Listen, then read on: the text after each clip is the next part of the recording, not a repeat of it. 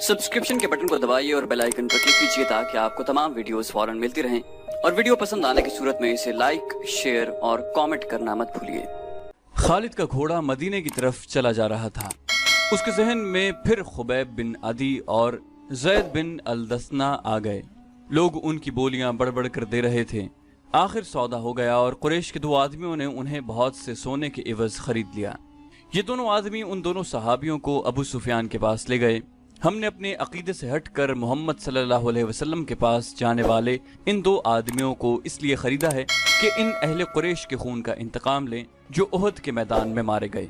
उन्हें खरीदने वालों ने कहा, हम इन्हें आपके हवाले करते हैं, आप कुरैश के सरदार और सालार हैं। अबू सुफियान ने कहा, हाँ, मक्का की जमीन मुसलमानों के खून की प्यासी है, इन दो मुसलमानों का खून अपनी जमीन को पिला दो। लेकिन मुझे याद आ गया है कि ये महीना जो गुजर रहा है हमारे देवताओं उज़ा और हुबल का मुकद्दस महीना है। ये महीना खत्म हो लेने दो। अगले दिन इन्हें खुले मैदान में ले जाकर लकड़ी के दो खंभों के साथ बांध देना और मुझे बुला लेना। खालिद ने जब अबू सुफियान का ये हुक्म सुना तो वो उसके पास गया। मुझे आपका ये फैसला अच्छा नहीं लगा। खालिद ने अबू सुफियान से कहा, हम दुगनी और तिगनी तादाद में होते हुए अपनी जमीन को मुसलमानों का खून नहीं पिला सके तो हमें हक हासिल नहीं कि दो मुसलमानों को धोखे से यहाँ लाकर उनका खून बहाया जाए। अबू सुफियान, क्या आप जानते हैं कि मुसलमानों को धोखा देने वाली 3-4 औरतें थीं? क्या आप अपने दुश्मन से ये कहलवाना चाहते हैं कि अहले कुरैश अब औरतों की आड़ में बैठ गए हैं? अबू सुफियान ने बारोब लहजे में कहा, खालिद, खुबैब और जैद को मैं भी इतना ही अपने करीब समझा करता था जितना तुम उन्हें अपने करीब समझते थे। तुम अब भी उन्हें अपने करीब समझ रहे हो और ये भूल रहे हो कि अब ये हमारे दुश्मन हैं। अगर तुम उन्हें आजाद कराना चाहते हो तो लाओ, इससे 10 गुना सोना ले आओ और इन्हें ले जाओ। पर्दे के पीछे से एक गरजदार निस्वानी आवाज आई। नहीं, ये अबू सुफियान की बीवी हिंद की आवाज थी। उसने गुस्से से लरसती हुई आवाज में कहा, हमजा का कलेजा चबाकर भी मेरे सीने में इंतकाम की आग सर्द नहीं हुई। अगर सारी दुनिया का सोना भी मेरे आगे ला रखो तो भी मैं इन दोनों मुसलमानों को आजाद नहीं करूंगी। खालिद ने कहा, अबू सुफियान, अगर मेरी बीवी मेरी बात के दरमियान यूं बोलती तो मैं उसकी जबान खींच लेता।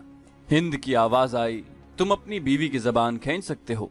तुम्हारा बाप नहीं मारा गया था, तुम्हारा कोई बेटा नहीं मारा गया और तुम्हारा चचा भी नहीं मारा गया। एक भाई कैद हुआ था और तुम मुसलमानों के पास जाकर मुंह मांगा फिदिया देकर अपने भाई को छुड़ा लाए। जो आग मेरे सीने में जल रही है तुम उसकी तपिश से ना आशना हो। खालिद ने अबू सुफियान की तरफ देखा। अबू सुफियान के चेहरे पर जहां मर्दाना जाहो जलाल और एक जंगजू सरदार का तासुर था, वहां एक खामद की बेबसी की झलक भी थी। अबू सुफियान ने कहा, हाँ खालिद, जिसके दिल पर चोट पड़ती है उसके ख्यालात तुमसे बहुत मुख्तलिफ होते हैं। किसी को अपना दुश्मन कहना कुछ और बात है, लेकिन अपने दुश्मन को अपने किसी अजीज का खून बख्श देना बड़ी ही नामुमकिन बात है। तुम किस किस को कायल करोगे कि वो उन दो मुसलमानों की जान बख्शी कर दे? तुम जाओ खालिद, उन दो मुसलमानों को अपने कबीले के रहमो करम पर छोड़ दो। खालिद खामोशी से वापस चला गया। फिर खालिद को वो भयानक मंजर याद आया जब बाहर मैदान में लकड़ी के 2 खंभों के साथ खुबैब रज़ियल्लाहु अन्हु और ज़ैद रज़ियल्लाहु अन्हु बंधे खड़े थे। तमाशाइयों का चीखता चिल्लाता हुआ हुजूम इकट्ठा हो गया था। उधर से अबू सुफियान और हिंद घोड़ों पर सवार हुजूम में दाखिल हुए। हुजूम के नारे और इंतकामी नारे पहले से ज्यादा बुलंद हो गए।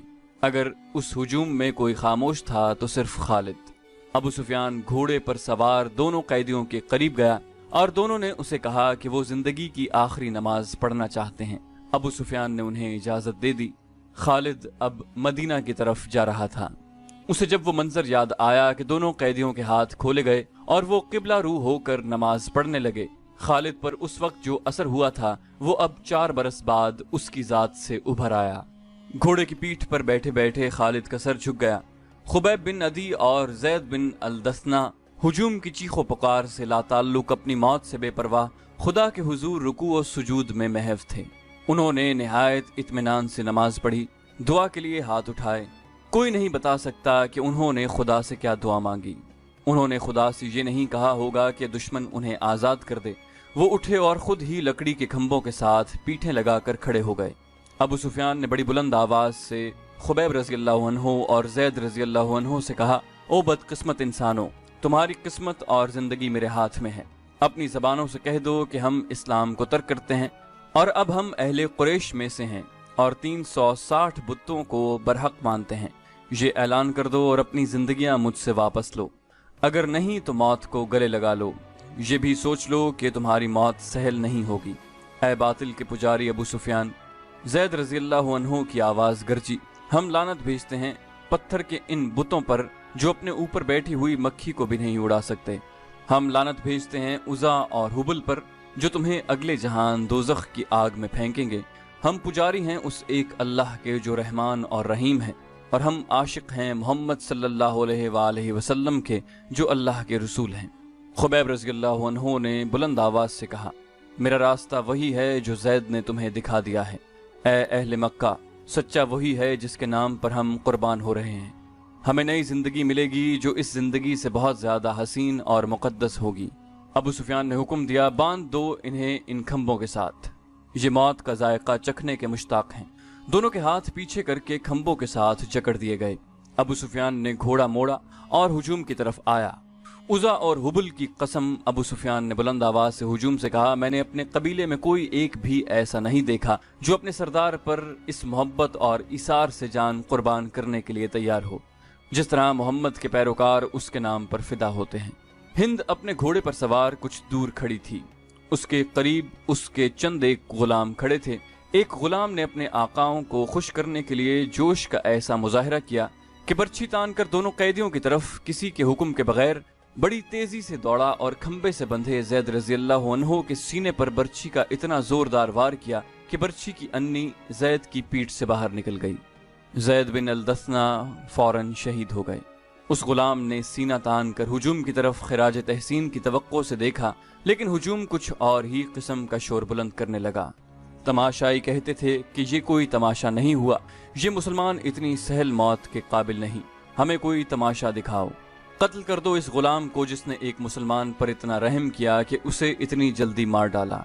हिंद ने दबी आवाज में कहा। कई आदमी तलवारें और बर्छियां लहराते उस गुलाम की तरफ दौड़े, लेकिन बहुत से आदमी दौड़कर उन आदमियों और गुलाम के दरमियान आ गए। खबरदार, पीछे खड़े रहो। एक आदमी ने जो घोड़े पर सवार था ललकार कर कहा, अरबी खून इतना बुज़दिल नहीं कि दो आदमियों को बांध कर मारने के लिए कुरैश का पूरा कबीला इकट्ठा हो गया है। खुदा की कसम, अबू सुफियान की जगह अगर मैं होता तो इन दोनों आदमियों को आज़ाद कर देता। ये हमारा खून है और ये हमारे मेहमान हैं, हम इनसे मैदान जंग में लड़ेंगे। ये खालिद था।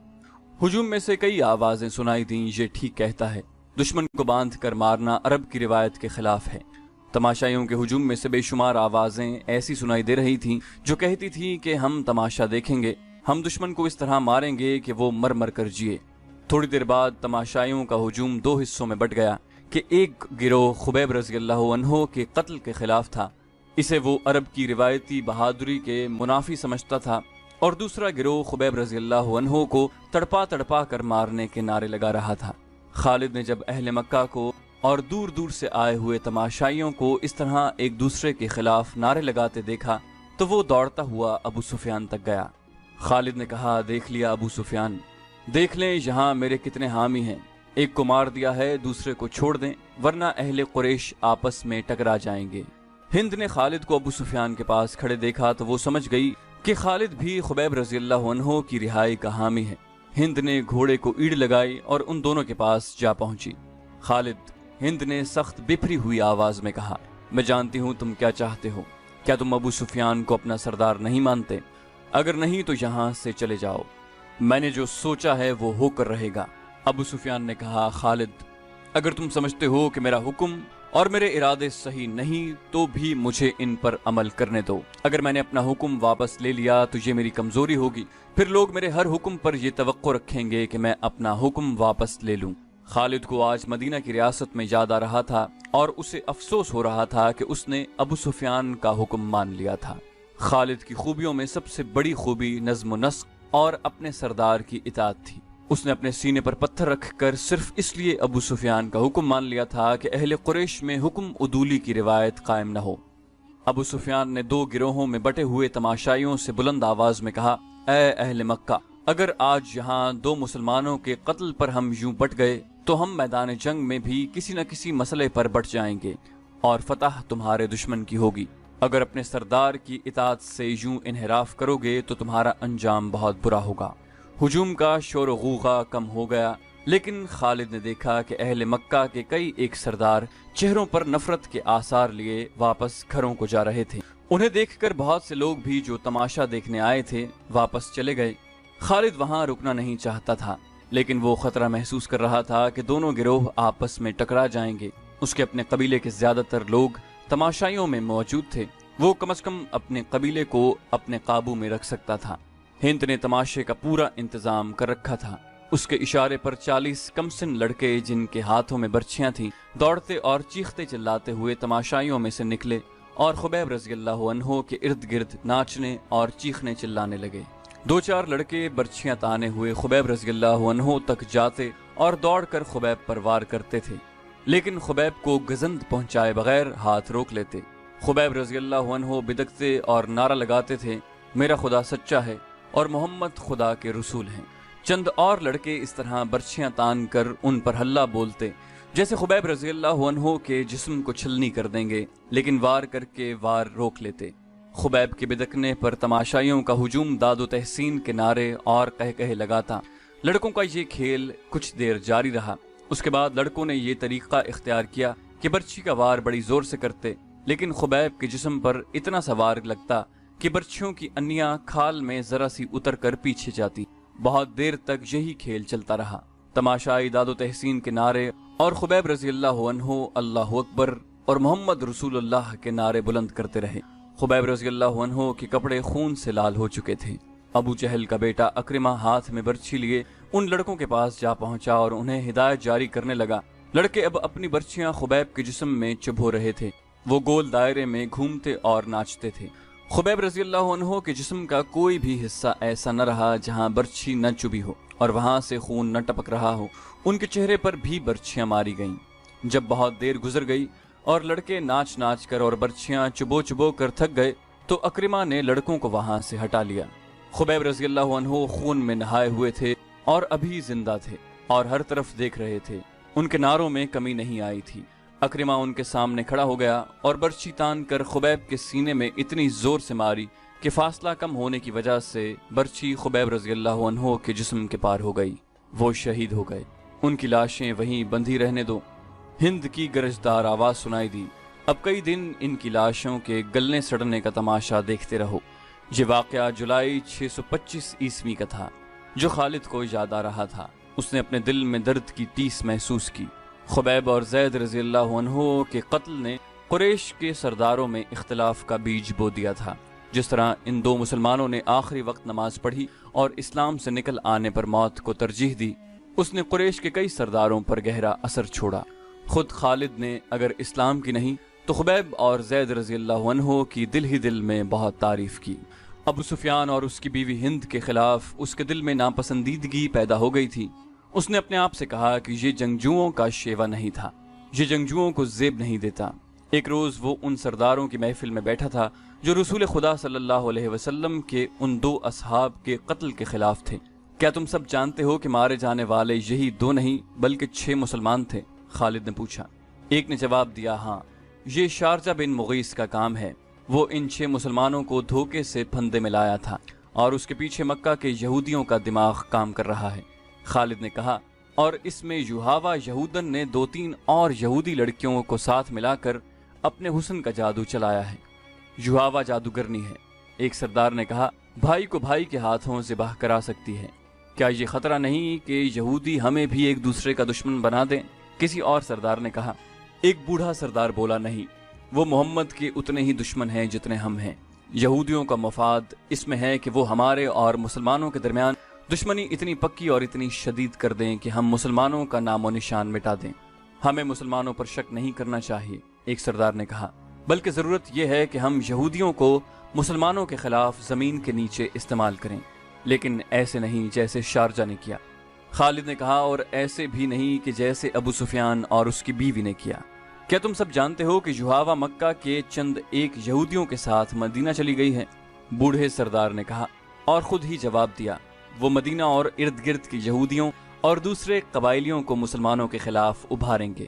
اسلام کے فروغ سے وہ لوگ خود خطرہ محسوس کر رہے ہیں۔ اگر محمد کا عقیدہ پھیلتا چلا گیا تو اور میدان جنگ میں محمد کے پیروکاروں کا جذبہ یہی رہا تو جو ہم دیکھ چکے ہیں تو خدائے یہودا کا سورج غروب ہو جائے گا، لیکن یہودی لڑنے والی قوم نہیں۔ خالد نے کہا وہ میدان جنگ میں ہمارا ساتھ نہیں دے سکتی، مسلمانوں کے لیے وہ میدان جنگ میں زیادہ مہلک ثابت ہوں گے۔